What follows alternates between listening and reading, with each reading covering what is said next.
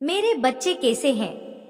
तुम्हारे लिए आज की यह संदेश बहुत ही महत्वपूर्ण और खास होने वाला है, तो इसे बिल्कुल भी इग्नोर ना करें। माता काली भागाबन शिव से कहते व्यक्ति को बुरे वक्त में काम देगी यह कहानी। फिर माता काली पूछती है, हे देवों के देव महादेव, कौन सी कहानी है जो व्यक्ति को बुरे वक्त में काम देगी? फिर भगवान शिव कहते हैं, हे देवी, आज मैं आप कहानी सुनाने जा रहा हूँ।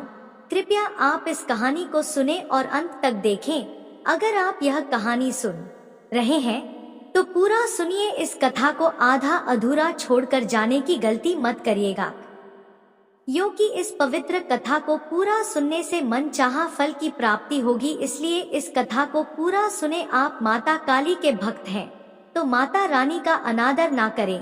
तो चलिए कहानी प्रारंभ करते हैं। मिर्जापुर गांव में माता जी का एक प्राचीन मंदिर था। इस मंदिर की देखभाल और सारा कार्यभार गांव के ठाकुर राणा प्रताप सिंह किया करते थे। माला राणा प्रताप सिंह की इकलौती बेटी थी। माला पढ़ी लिखी और सुंदर थी, परंतु कुछ साल पहले माला को बिजली का जबरदस्त करंट लग गया था, जिसके कारण माला दिमागी रूप से विकलांग हो गई थी और अच्छे से अच्छा इलाज कराने पर भी ठीक नहीं हो पाई थी। माला अब एक अर्ध पागल लड़की बनकर रह गई थी। आदित्य राणा प्रताप सिंह की बहन का बेटा था, जिसे राणा प्रताप सिंह ने गोद लिया था, लेकिन आदित्य बड़ा ही दुष्ट और लफंगा था। गांव के लोगों को परेशान करता रहता था और महिलाओं को छेड़ता था। पूरा गांव आदित्य से परेशान था, लेकिन ठाकुर राणा प्रताप सिंह से आदित्य की शिकायत करने की हिम्मत किसी को नहीं होती थी। उसी गाँव में नीरज मंदिर के पास वाले घर में रहता था। बचपन से ही नीरज के मन में भोले बाबा के प्रति बड़ी गहरी आस्था थी। उम्र बढ़ने के साथ साथ नीरज की आस्था भी बढ़ती गई और अब नीरज माता काली का परम भक्त बन चुका था। नीरज हर रोज सुबह उठकर सबसे पहले शिव मंदिर जाता और मंदिर की साफ सफाई करने के बाद माता काली की सच्चे मन से पूजा अर्चना करता था। फिर उसके बाद जाकर अपनी परचून की दुकान खोलता था। मंदिर के पुजारी जी नीरज से बहुत खुश रहते थे। वह हमेशा ही नीरज की मंदिर सेवा देखकर कहते थे, बेटा नीरज, तुम माता की बड़ी सेवा करते हो, देखना तुम्हारी भक्ति से एक दिन माता काली अवश्य प्रसन्न होंगे और उनकी कृपा तुम पर अवश्य बरसेगी। नीरज कहता, पुजारी जी, मैं तो बस एक बार अपने आराध्य भोले बाबा के दर्शन करना चाहता हूँ, इससे ज्यादा मेरी कोई और इच्छा नहीं है। नीरज के पिता का 2 साल पहले बीमारी के कारण निधन हो गया था। अब नीरज की बूढ़ी माँ ही उसका परिवार थी। नीरज अपनी माँ की बहुत सेवा करता था, तो उसकी माँ कहती थी, बेटा मैं चाहती हूँ कि मरने से पहले तेरी शादी कर दूं। घर में बहू आ जाएगी तो हम दोनों को ही थोड़ा सुख मिल जाएगा। इस सने घर में नन्हे मुन्ने बच्चों की किलकारियां से चहल पहल हो जाएगी। नीरज कहता, माँ, मेरी शादी की चिंता तू क्यों करती है? माता जी जब चाहेंगे तो मेरी शादी भी हो जाएगी। संसार को चलाने का काम माता काली ही तो करते हैं। नीरज का माता जी में विश्वास देखकर माँ खुश हो जाती थी। इसी तरह दिन गुजरते गए। एक दिन ठाकुर माता काली जी में गांव के लोगों को जमा करता है। पूरे हर्षोल्लास के साथ माता काली को सोने का त्रिशूल और डमरू चढ़ाता है और माता को दूध से स्नान कराकर माता काली से प्रार्थना करता है, हे माता काली, मेरी बच्ची पर कृपा कर दो। मेरी बच्ची बावली हो गई है, आप उसे ठीक कर दो। मैं 3 दिनों तक आपके नाम का भंडारा करवाऊंगी और वो भी प्योर देसी घी में बनवाकर। ठाकुर राणा प्रताप सिंह ने सोने का त्रिशूल और डमरू माता को अर्पित किया। इस भक्ति कार्य की खबर आसपास के गांवों में फैल गई और लोग ठाकुर की सराहना करने लगे। एक दिन नीरज अपनी परचून की दुकान पर बैठा था, तभी गांव की एक लड़की पूर्णिमा सामान लेने आई। नीरज, भैया कपड़े धोने वाला एक साबुन दे दो और पैसे खाते में लिख लेना। नीरज पूर्णिमा को साबुन देने लगा, तभी वहां आदित्य आ गया और पूर्णिमा को छेड़ने लगा, ए छोरी, मैं तुझसे प्यार करता हूँ और तू मुझे खास भी नहीं देती है। कितना नखरा है तेरे भीतर, या तो मेरा प्यार स्वीकार कर ले, नहीं तो तुझे उठा के ले जाऊंगा। अरे लफंगे, गांव की बहू बेटियों को तंग करते हुए तुझे शर्म नहीं आती? यह छोरी ठाकुर की भांजा हूँ, फिर तुम मेरे सामने क्यों आएगी? अरे मेरा सामना करने की इस गांव में किसी की हिम्मत नहीं है। नीरज चुपचाप बैठा सारा नजारा देख रहा था। वह उठकर आदित्य के पास आता है और कहता है, आदित्य तेरी बदतमीजी अब हद से बाहर हो गई है। ताकत और रुतबे का इतना घमंड ठीक नहीं होता। तू अपनी हरकतों से बाज आ, नहीं तो अच्छा नहीं होगा। रे गरीब परचून दुकान वाले, यह मेरे सामने बकवास करने की तेरी हिम्मत कैसे हो गई? तू मुझे जानता नहीं है। 1 मिनट में तुझे सबक सिखा दूंगा। नीरज आदित्य को एक मुक्का मारता है और आदित्य जमीन पर गिर पड़ता है। इतने में कुछ और लोग भी वहाँ इकट्ठा हो जाते हैं। लोग जब पूछने लगते हैं तो नीरज जवाब देता है, यह लफ पूर्णिमा को चिढ़ा रहा था। मैंने इसे थोड़ा सा सबक सिखा दिया है। रे तू मुझे मारा है, मैं तुझे देख लूंगा। फिर आदित्य वहाँ से खिसिया कर चला जाता है। जब इस झगड़े का पता नीरज की माँ को लगता है तो माँ ठाकुर के पास आदित्य की शिकायत करने जाती है। ठाकुर साहब, आपका भांजा आदित्य बहुत ही लफंगा हो गया है। आज उसने गांव की एक लड़की को छेड़ा और मेरे बेटे नीरज से लड़ाई झगड़ा किया। आप उसे समझाते क्यों नहीं है? रे बुढ़ी, तुझे पता नहीं है कि ठाकुर का भांजा उनका सान हुआ करता है। आदित्य जो कुछ कर रहा है उसे कोई नहीं रोक सकता। तू जा और अपने बेटे को समझा दे कि आदित्य से उलझे नहीं तो पछताएगा। बेचारी बूढ़ी गरीब माँ ठाकुर की बात का कुछ जवाब नहीं दे पाती और चुपचाप वहाँ से चली जाती है। इसी तरह कुछ दिन गुजर जाते हैं और फिर एक दिन की बात है। सुबह होते ही नीरज अपने नियमानुसार मंदिर आकर मंदिर की सफाई करता है और माता काली की पूजा अर्चना करता है। तभी वहाँ पर पुजारी जी भी आ जाते हैं और नीरज को पूजा करते देख बड़े प्रसन्न होते हैं। माता काली, यह लड़का कितनी अंतर आत्मा से माता काली की पूजा करता है। एक दिन इसकी भक्ति में शक्ति अवश्य उत्पन्न होगी। यह कहकर पुजारी जी वहाँ से चले जाते हैं और थोड़ी देर बाद पूजा संपन्न करके नीरज मंदिर से चला जाता है और अपनी दुकान खोलकर बैठ जाता है। फिर जब पुजारी जी मंदिर में वापस आते हैं तो क्या देखते हैं कि माता जी की त्रिशूल पर लटका हुआ सोने का वो डमरू गायब था जो ठाकुर ने मंदिर में चढ़ाया था। पुजारी जी डमरू को गायब पाकर हड़बड़ा जाते हैं। अरे माता जी का डमरू कहाँ गायब हो गया? लगता है डमरू चोरी हो गया है। मुझे तुरंत यह बात ठाकुर साहब को बता देनी चाहिए, नहीं तो गजब हो जाएगा। ठाकुर साहब, आपके द्वारा माता काली को चढ़ाया हुआ सोने का डमरू चोरी हो गया। गजब हो गया, किसकी हिम्मत हो गई हमारे मंदिर में चोरी करने की? आदित्य जल्दी से गाड़ी निकाल, हमें मंदिर चलना है। तभी ठाकुर की अर्ध पागल बेटी माला भी वहां आ जाती है और कहती है, पिताजी मैं भी आपके साथ मंदिर चलूंगी। ठीक है बेटी, तू भी चल, आजा गाड़ी में बैठ ले। ठाकुर सब लोगों के साथ गाड़ी में बैठकर मंदिर पहुंच जाता है। वहां नीरज और उसकी मां के अलावा कुछ गांव वाले पहले से ही इकट्ठा थे। ठाकुर सबसे पूछता है, चोरी तो किसी गांव के आदमी ने ही की है, पर किसने की है यह मैं पता लगा ही लूंगा और फिर चोर को गोली से उड़ा दूंगा। अरे मामा जी, जो भी आदमी सबसे पहले मंदिर आया होगा ना, डमरू भी उसी ने ही चुराया होगा। हाँ, यह बात तड़ ठीक कही है। बोल पुजारी, पहले मंदिर कौन आया था? हमें कुछ पता है कि पुजारी के बोलने से पहले नीरज कहता है, ठाकुर साहब मैं हर रोज सबसे पहले मंदिर आता हूँ, पर मैं चोर नहीं हूँ।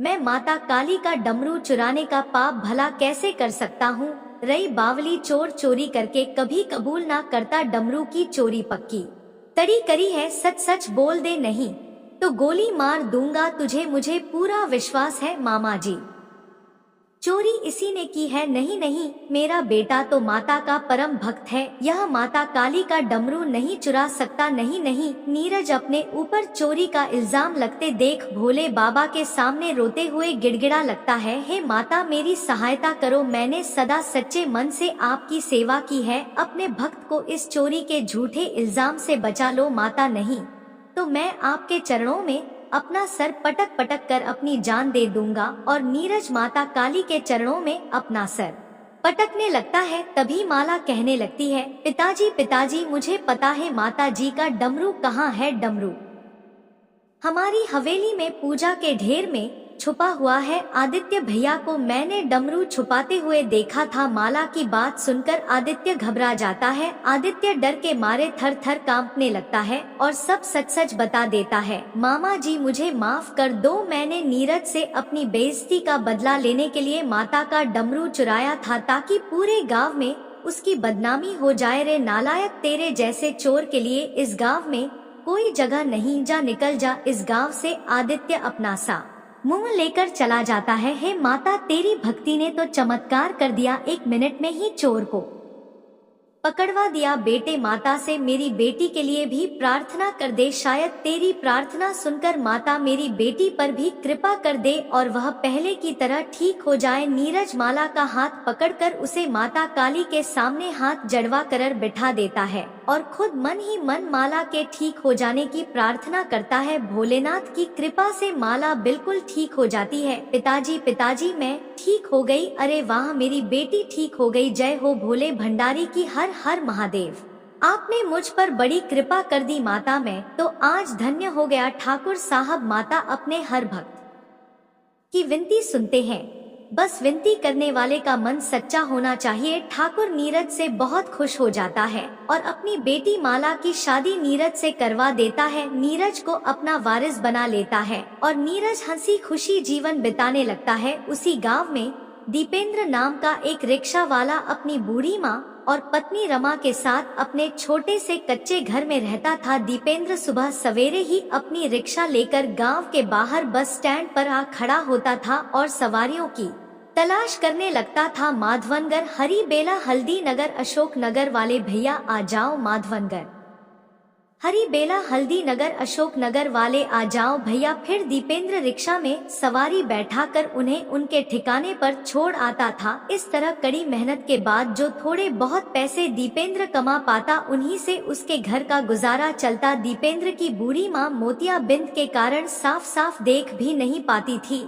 और उसके जोड़ों में भी दर्द रहता था। दीपेंद्र की पत्नी रमा भी गर्भवती थी और पेट भर भोजन न मिल पाने के कारण काफी कमजोर हो गई थी। रमा को शिव आराधना की बड़ी लगन थी। वह हर रोज गांव के शिव मंदिर में जाकर मंदिर की साफ सफाई करती और शिव जी की पूजा करती। यह रमा का रोज का नियम था। हे महादेव, हे भोलेनाथ, आप तो जगत के पालनहार हैं, मेरी गरीबी भी दूर कर दो माता, मेरे भाग्य में भी थोड़ा सा सुख लिख दो, मुझे भी धन्य कर दो माता। जब दीपेंद्र को एक भी सवारी नहीं मिलती और वह खाली हाथ घर आता तो उसकी माँ कहती, अरे बेटा दीपेंद्र, यह रिक्शा चलाने का काम छोड़कर कोई दूसरा काम क्यों नहीं कर लेता। देख बेटा, बहू गर्भ से है, ऐसी हालत में बहू का भूखा रहना ठीक नहीं है दीपेंद्र जवाब देता, माँ आज के द्वार में काम मिलना आसान नहीं होता और फिर मुझे कोई दूसरा काम भी तो नहीं आता सिवाय रिक्शा चलाने के। रमा कहती, अरे आप दोनों इतने परेशान क्यों हो जाते हैं,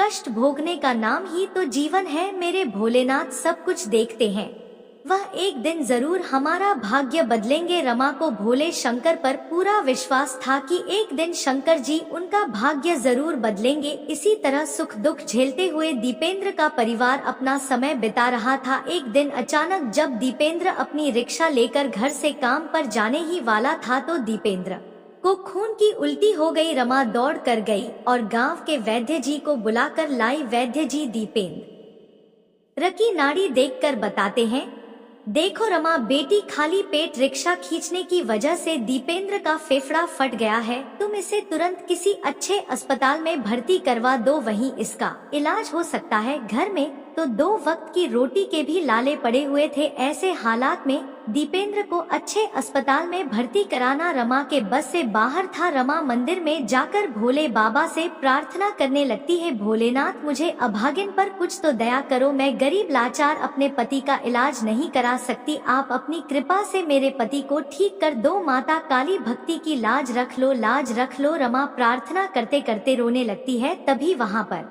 मंदिर के पुजारी जी आ जाते हैं और रमा को रोते देखकर पूछते हैं, रमा बेटी क्या बात है, आज तू इतनी दुखी क्यों है। रमा पुजारी जी को अपनी सारी दुख भरी कहानी सुना देती है तो पुजारी जी कहते हैं, बेटी तू तो माता की परम भक्त है, तू चिंता मत कर, तेरी करुण पुकार माता काली जरूर सुनेंगे। पुजारी जी रमा को कुछ रुपए देकर कहते हैं, रमा बेटी यह कुछ पैसे हैं मेरे पास, इन्हें तू ले ले, घर का खर्च चलाने में तेरे काम आएंगे, रख ले बेटा रख ले। रमा पैसे लेकर मंदिर से निकलती है और सीधा बनिए की दुकान पर पहुंचती है। लाला जी 2 किलो आटा, 1 किलो चावल, आधा किलो दाल और आधा किलो चीनी दे दो। लाला जी उसे राशन का सामान दे देते हैं, जिसे लेकर वह अपने घर लौटती है। फिर खाना बनाती है और तीनों लोग खाना खाते हैं।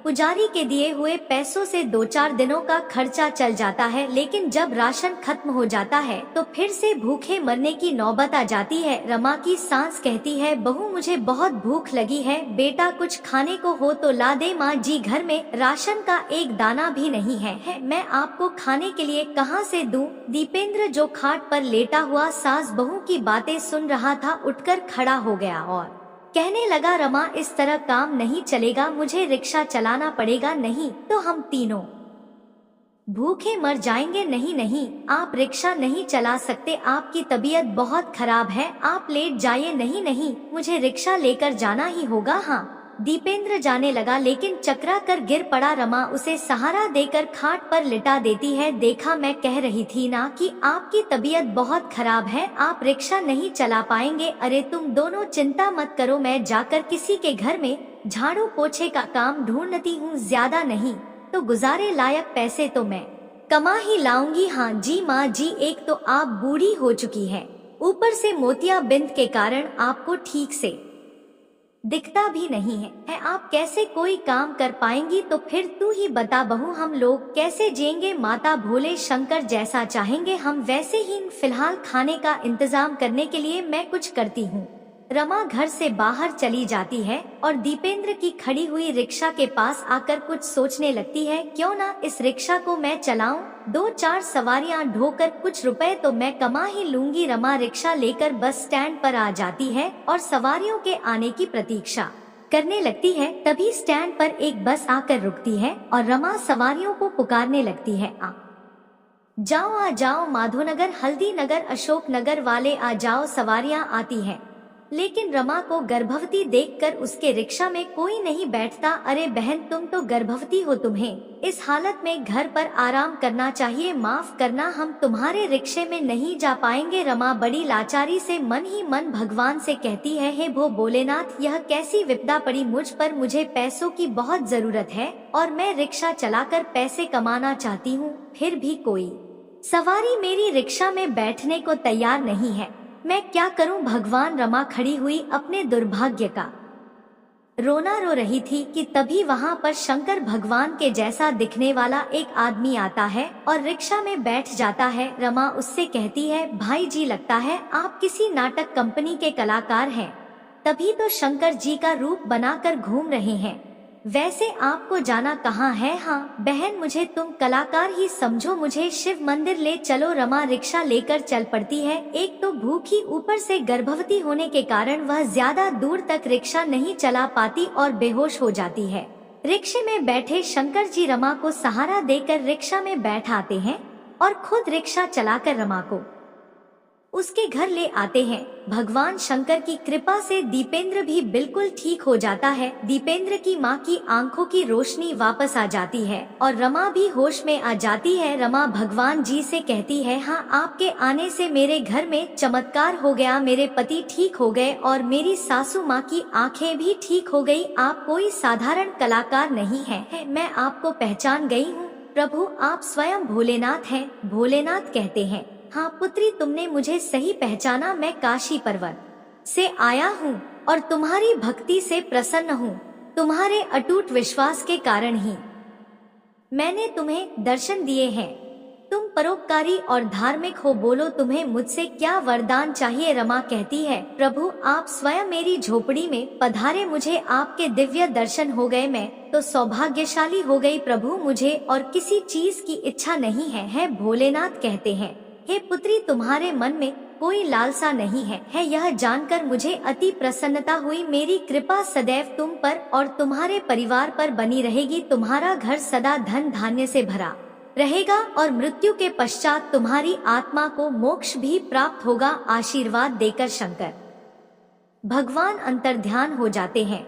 उसके बाद दीपेंद्र आश्चर्यजनक तरीके से रातों रात अमीर हो जाता है और अपने परिवार के संग सुखी जीवन बिताने लगता है। यह कहानी है उसी गांव में रहने वाले महेश और उसके परिवार की। महेश ने एक छोटा सा मुर्गी फार्म खोला हुआ था। अंडे और मुर्गियों के व्यापार से महेश का गुजारा बड़े अच्छे से हो जाता था। महेश शिव भगवान में बड़ी आस्था रखता था। महेश के परिवार में उसकी पत्नी अंजना और 2 बच्चे पिंकी और मोनू थे। पिंकी और मोनू स्कूल में पढ़ते थे और स्कूल से लौटकर महेश के कामों में उसका हाथ पटाते थे। मोनू, तुम मुर्गियों के लिए बर्तनों में पानी रख दो, मैं मुर्गियों को दाना डाल देती हूँ, पिंकी ने कहा। दोनों बच्चे मुर्गियों के लिए दाना पानी की व्यवस्था करने लगते हैं। तभी वहाँ पर महेश आता है और कहता है, अरे वाह मेरे बच्चों, तुम दोनों तो भोलेनाथ का वरदान हो, मेरा आधा काम तो तुम दोनों ही निपटा देते हो, शाबाश। और महेश दोनों बच्चों को प्यार से गले लगा लेता है। उसने अपने घर में ही भोलेनाथ की प्रतिमा स्थापित कर रखी थी और वह हर रोज भोलेनाथ की पूजा करता था। महेश का एक नियम और भी था कि जब भी मुर्गी और अंडे बेचने पर कमाई होती तो अपनी कमाई का एक हिस्सा भोलेनाथ के नाम पर किसी भिखारी को दान कर देता था। ऐसे ही एक दिन महेश जब एक भिखारी को दान के पैसे दे रहा था तो भिखारी ने कहा, तुम बड़े भले इंसान हो, दान पुण्य करते रहते हो, भगवान तुम्हारा भला करे। महेश ने उत्तर दिया, अरे भैया, मैं किसी को कुछ देने का सामर्थ्य नहीं रखता, यह तो उस भोलेनाथ की मुझ पर कृपा है, वह मेरे हाथों से दान पुण्य करवाते हैं। और क्या इसी प्रकार महेश का जीवन गुजर रहा था। एक दिन बहुत तेज बारिश होती है। मूसलाधार बारिश का वेग बढ़ता ही जाता है। सारे गांव में पानी ही पानी भर जाता है। तो महेश अंजना से कहता है, अंजना, यह बारिश तो रुकने का नाम ही नहीं ले रही है, पूरे गांव में पानी भर गया है। अगर नदी का बांध टूट गया तो गांव में बाढ़ आ जाएगी और पूरा गांव बह जाएगा। हाँ, तो फिर ऐसे संकट में हमें क्या करना चाहिए? अंजना, गांव के लोग सुरक्षित जगहों पर जा रहे हैं, हमें भी बच्चों को लेकर किसी सुरक्षित जगह पर जाना चाहिए। दोनों पति पत्नी कुछ जरूरी चीजें और खाने का सामान एक पोटली में बांधते हैं और बच्चों को लेकर घर से निकल पड़ते हैं। पूरे गांव में घुटनों तक पानी भरा हुआ था। गांव के अन्य लोगों की तरह महेश और अंजना भी पानी में चलते हुए सुरक्षित स्थान पर जाने लगते हैं। तभी अचानक पानी का स्तर ऊंचा होने लगता है और पानी का बहाव तेज हो जाता है। अंजना कहती है, सुनो जी, अब पानी का स्तर और ऊंचा हो रहा है। हाँ अंजना, लगता है नदी का बांध टूट गया है, जिसका डर था वही हुआ, बाढ़ आ गई है। भोलेनाथ, हमारी और सभी गांव वालों की रक्षा करना। महेश और अंजना अपने अपने बच्चों को कंधों पर बैठाकर पानी में चलने लगते हैं। नीचे बाढ़ का तीव्र बहाव और ऊपर से मूसलाधार बारिश के कारण दोनों को संभल कर चलना मुश्किल हो रहा था। महेश लगातार भोले बाबा से प्रार्थना कर रहा था, हे भोले शंकर, हम सबकी रक्षा करो और हमें अपनी कृपा से किसी सुरक्षित स्थान पर पहुंचा दो। प्रभु, किसी सुरक्षित स्थान पर पहुंचा दो। तभी वहां पर बचाव दल की मिनी बोट आ जाती है, जिसमें पहले से ही कुछ लोग और बच्चे सवार थे। महेश बचाव दल टीम से कहता है, साहब जी, हमें भी इस नाव में बैठा लो ना। अरे नहीं नहीं भैया, हमारी बोट में जगह नहीं है, पहले हम इन लोगों को सुरक्षित जगह पर छोड़ कर आते हैं, फिर तुमको भी ले जाएंगे, तब तक तुम लोग यहीं पर खड़े रहो। भाई साहब, पानी का स्तर बढ़ता ही जा रहा है, आप हमारे बच्चों को तो नाव में बैठा ही सकते हो ना, आप इन बच्चों को ले जाओ, हमें बाद में ले जाना। ठीक है, हम इन बच्चों को ले जाते हैं। दोनों बच्चों को बोट में बैठाकर बचाव दल चला जाता है। फिर महेश अंजना से कहता है, अंजना, पानी का बहाव बहुत तेज हो गया है, हम यहाँ खड़े नहीं रह सकते, मेरा हाथ पकड़ लो, हम धीरे धीरे सुरक्षित स्थान तक पहुँचने की कोशिश करेंगे। अंजना महेश का हाथ पकड़ लेती है और दोनों आगे बढ़ने की कोशिश करते हैं। महेश लगातार महादेव का नाम जप रहा था, तभी जल प्रवाह बहुत तेज हो जाता है और दोनों को अपने साथ बहा ले जाता है। दोनों पति पत्नी जान बचाने के लिए हाथ पैर मारने लगते हैं, लेकिन बाढ़ के आगे उनकी हर कोशिश बेकार हो जाती है और दोनों डूबने लगते हैं। तभी एक चमत्कार होता है, वहाँ एक नाव आ जाती है जिसमें स्वयं शंकर जी सवार होते हैं। शंकर जी महेश और अंजना को पानी से बाहर खींचकर नाव में बैठा लेते हैं। दोनों पति पत्नी भोले शंकर को अपने सामने देखकर उनके आगे नतमस्तक हो जाते हैं। फिर महेश कहता है, हे भोलेनाथ, आपने मेरी विनती सुन ली और हमें स्वयं आकर बाढ़ में डूबने से बचा लिया। आपका कोटि कोटि धन्यवाद प्रभु। हमें तो भगवान ने आकर बचा लिया, पर हमारे दोनों बच्चे पता नहीं कहाँ होंगे और किस हाल में होंगे। तुम्हारे बच्चे बिल्कुल सुरक्षित हैं और ठीक है, वे दोनों अति शीघ्र तुमसे मिल जाएंगे। चलो मैं तुम्हें सुरक्षित स्थान तक पहुंचा देता हूँ। फिर शंकर जी नाव को लेकर एक सुरक्षित स्थान पर आ जाते हैं और महेश और अंजना को नाव से उतार दे देते हैं। फिर महेश से कहते हैं, महेश तुम मेरी सच्ची भक्ति और सेवा करते हो, मेरे नाम पर दान करते हो, मेरे नाम की देते हो। तुम्हारी भक्ति नहीं, आज तुम दोनों के प्राण बचाए हैं। तुम सदैव मेरे नाम को स्मरण करते रहना। आगे जीवन में फिर कभी तुम्हें कोई कष्ट नहीं पहुंचेगा। आशीर्वाद देकर भोले बाबा अंतर्ध्यान हो जाते हैं और महेश और अंजना भी वहां से चल पड़ते हैं। अंजना कहती है, पता नहीं हमारे दोनों बच्चे इस समय कहोगे। महेश कहते हैं, अरे अंजना, भगवान शिव ने बोले तो थे कि हमारे बच्चे अति शीघ्र हमें मिल जाएंगे। चलो हम दोनों मिलकर उन्हें खोजते हैं। दोनों पति पत्नी आगे बढ़ जाते हैं। दूसरी तरफ पिंकी और मोनू एक पेड़ के नीचे बैठे हुए हैं और मोनू रो रहा है, मुझे माँ के पास जाना है। पिंकी कहती है, मोनू बचाव दल वाले हमारे माँ बापू को बहुत जल्दी हमारे पास लेकर आ जाएंगे। तभी महेश और अंजना दोनों बच्चों को खोजते हुए उनके पास आ जाते हैं।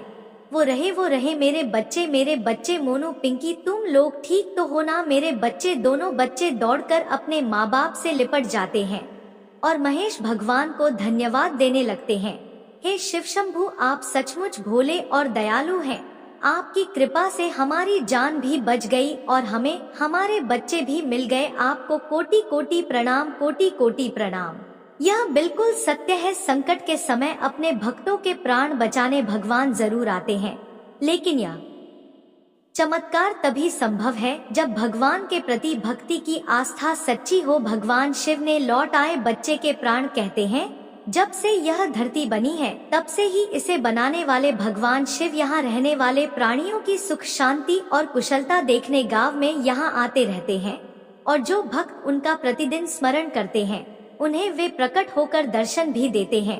हिमालय पर तपस्या करने वाले अनेक साधु महात्माओं ने शिव जी का साक्षात दर्शन किया है तथा उनसे बहुत प्रकार के वरदान प्राप्त किए हैं और सिद्धियां हासिल की हैं। इसी क्रम में एक बार महादेव शिव आकाश मार्ग से पृथ्वी के भ्रमण पर निकले थे। वे वायु के वेग से बादलों को चीरते हुए आगे बढ़ रहे थे कि अचानक उनकी दृष्टि एक मृत बालक और उसकी विलाप करती हुई माँ पर पड़ी। यह दुखी माँ बहुत विलाप कर रही थी। ऐसा लगता था जैसे उसकी आंखों के सारे आंसू सूख गए हो। पुत्र के वियोग में उसका चेहरा पत्थर का हो चुका था, जिस पर कोई भावना दृष्टिगोचर नहीं हो रही थी। उस अबला नारी की विकट स्थिति देखकर भगवान शंकर का हृदय करुणा से भर गया। वैसे भी भोलेनाथ किसी का कष्ट नहीं देख सकते। शीघ्र ही वे मां बेटे के पास प्रकट हुए और बोले, देवी तुम्हारे पुत्र की देह संगीत निष्प्रभ काशीपति शिव, मुझे अपनी आंखों पर विश्वास नहीं हो रहा। मैं अपने इकलौते लड़के के प्राणहीन शरीर के पास बैठी आपका नाम जप रही थी और आप प्रकट हो गए। जय हो आपकी। शिव बोले, शांत हो जाओ देवी, हमें बताओ तुम्हारा नाम क्या है और इस बच्चे को क्या हुआ है? वह नारी बोली, मेरा नाम वंदना है, मैं एक गरीब ब्राह्मणी हूँ। मेरे माता पिता आपकी त्रिकाल संध्या करते थे। हमारे परिवार में प्रारंभ से ही शिव भक्ति के संस्कार हैं।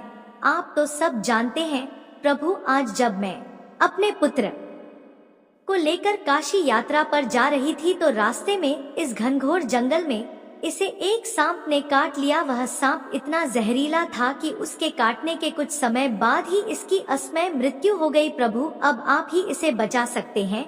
आप तो सर्वशक्तिशाली हैं। संसार में सबकी मृत्यु आपके ही हाथ में है। कृपा कर मेरे बच्चे को फिर से जीवित कर दीजिए। मैंने आपकी बहुत भक्ति की है। प्रभु शिव बोले, देवी दुनिया में जो भी आया है उसे एक दिन जाना ही पड़ता है। यही संसार का नियम है। सभी की देह नश्वर है और इस परिवर्तनशील संसार में रहने का सबके लिए समय निर्धारित है। वह समय भी एक विराट नियम का हिस्सा है। प्रभु, संसार के सारे नियम आपने ही तो बनाए हैं, केवल आप ही नियम बदल सकते हैं। प्रभु, मैंने संतों के सत्संग में सुना है कि प्रबल प्रेम के प्रभाव से प्रभु को नियम बदलते देखा है। अपने भक्तों की भक्ति के कारण आप नियमों को बदल देते हैं, परंतु इस प्रकार से अगर हम हर मृत शरीर को पुनः प्राण देंगे तो संसार कैसे चलेगा। जन्म और मरण के चक्र को सुचारू रूप से चलाने के लिए हर पैदा हुई आत्मा को पुराना शरीर छोड़ना होता है ताकि वह फिर से नया शरीर धारण कर सके। परंतु प्रभु, यह बालक बहुत छोटा है, इसने अभी संसार का कोई सुख नहीं देखा, इसकी विद्यालय की शिक्षा तक पूर्ण नहीं हुई है, और सबसे मुख्य बात यह है कि यह काशी यात्रा पूर्ण करके आपके 12 ज्योतिर्लिंग दर्शन को भी जाना चाहता था। इसकी भक्ति भी पूरी नहीं हुई और संसार में भी इसने कोई सुख नहीं पाया। क्या मैं इतनी अभागी माँ हूँ? अगर ऐसा है तो मेरी आपसे विनती है कि इसी समय आप अपने त्रिशूल से मेरा सर काट दीजिए, इसके बिना मेरे जीने का कोई अर्थ नहीं है। शांत हो जाओ देवी, शांत हो जाओ। मैं दिव्य दृष्टि से देख सकता हूँ कि तुम्हारे बेटे की आयु समाप्त हो गई है, तभी यमराज उसके प्राण ले गया है। परंतु भोलेनाथ, यमराज और अन्य देवता तो आपके सेवक हैं, आपकी आज्ञा को वे नहीं टाल सकते। आपके एक इशारे की देर है, वे मेरे बच्चे के प्राण लौटा देंगे। हे प्रभु, मरने से पहले मेरे बेटे की जुबान पर आपका नाम था, उसे उस मृत्यु की विकट घड़ी में और किसी की नहीं, बस आपकी ही याद आई। इधर उसका शरीर छूट रहा था और वह लगातार ओम नमः शिवाय जपता जा रहा था। अपने नाम की लाज रख लो प्रभु, आपके नाम की लाज रख लो। मेरे बेटे ने मरने से पहले मुझे आखिरी बात कही थी, वह यही थी कि हे माँ, तुम चिंता मत करना, भगवान शंकर मुझे कुछ नहीं होने देंगे, वे मेरी रक्षा करेंगे। ठीक है देवी, हम तुम्हारे पुत्र के प्रति तुम्हारे इस असीम प्रेम के आगे स्वयं को असहाय पाते हैं। हमें बहुत खुश है कि तुम्हारे पूरे परिवार में भक्ति के संस्कार हैं। तुम्हारा पुत्र भी तीर्थ यात्रा करना चाहता था और उसके मन में भी भक्ति थी। अंतिम समय में उसने हमारा स्मरण भी किया। हम यमराज का आह्वान करते हैं, हे यमराज, यहाँ प्रकट हो जाओ। क्या हुआ प्रभु, मुझसे क्या गलती हुई है जो आपने आज मुझे बुलाया है? अगर मेरे कार्य में कोई गलती हुई हो तो मुझे क्षमा कर दे। भोलेनाथ, आपने इस बच्चे के प्राण क्यों लिए? क्या आप नहीं जानते कि यह बहुत छोटा है और अपनी माँ का बहुत ही प्यारा बालक है? आपने ऐसा क्यों किया? हमारा नाम जब लिया जा रहा था फिर भी आपने इसके प्राण खींच लिए। ऐसा करते हुए क्या आपके हाथ नहीं कांपे? यमराज, आप कुछ बोलते क्यों नहीं? क्या आपके मुख में जीभ नहीं है या अपनी बात रखने के लिए कोई शब्द नहीं है आपके पास? शीघ्र बताइए, आपने इस मासूम बच्चे के साथ ऐसा क्यों किया, वरना हम अपनी तीसरी दृष्टि से आपको कामदेव की तरह भस्म कर देंगे। हे महाकाल, हे त्रिकाल, आपने ही यह नियम बनाया है कि जिस व्यक्ति की सांसों की गिनती समाप्त हो जाए हम उसे यमलोक ले जाएं। इस बच्चे की सांसों की गिनती भी समाप्त हो गई थी, इसलिए हमने इसके प्राण हर लिए और यह मृत्यु को प्राप्त हो गया। अब आप चाहे तो इसे सांसें देकर फिर से आयु प्रदान कर सकते हैं। आप ही महामृत्युंजय हैं, आप ही शिव शंकर हैं। मेरी भूलों को क्षमा करें महाराज। मैं इस बात पर ध्यान नहीं दे पाया कि यह ओम नमः शिवाय का जाप कर रहा था। मुझे क्षमा करें प्रभु, मुझे क्षमा करें। हे प्रभु, अपने भक्तों की लाज रख लीजिए, मेरे बच्चे के प्राण लौटा दीजिए प्रभु, उसे लौटा दीजिए। शांत हो जाओ देवी, इसी तक्षक नाग ने इसे काटा है, उसके विष से कोई नहीं बच पाता। हम अभी उसे यहाँ बुलाते हैं। शिव जी ने तुरंत आह्वान किया और तक्षक नाग वहाँ प्रकट हो गया। क्या आदेश है प्रभु? क्या करना? किसको डंक मारना है? किसको यमलोक पहुँचाना है? आज कोई प्राण नहीं हरने हैं तक्षक, अपितु हमें इस बच्चे के प्राण लौटाने हैं। यह बालक और इसकी माँ हमारे परम भक्त हैं। यह बहुत आस्तिक और भक्ति भाव वाले हैं। यह ओम नमः शिवाय और महामृत्युंजय मंत्र का प्रतिदिन जाप करते हैं। इनके परिवार में किसी की भी अकाल मृत्यु नहीं हो सकती, इसीलिए तुम बच्चे का सारा विष खींचकर इसे जीवित कर दो जी। माता काली, इस प्रकार तक्षक नाग ने विष खींच लिया, बच्चा जीवित हो गया और मुस्कुराने लगा। देखो माँ, भोले भंडारी ने मुझे कुछ नहीं होने दिया। माँ ने उसे गले से लगाया और बोली, मेरे बेटे तुम कहाँ चले गए थे? मेरे बेटे, जय जय माता काली जय। इतना कहकर माता इस कहानी को समाप्त करते हैं। इस वीडियो को बोलते समय कोई त्रुटि हो तो मैं क्षमा चाहती हूँ। उम्मीद है आप सभी को यह वीडियो अच्छी लगी होगी। अगर आप शिव के सच्चे भक्त हैं तो चैनल को सब्सक्राइब और वीडियो को लाइक करके कमेंट में जय मां काली लिख दीजिए।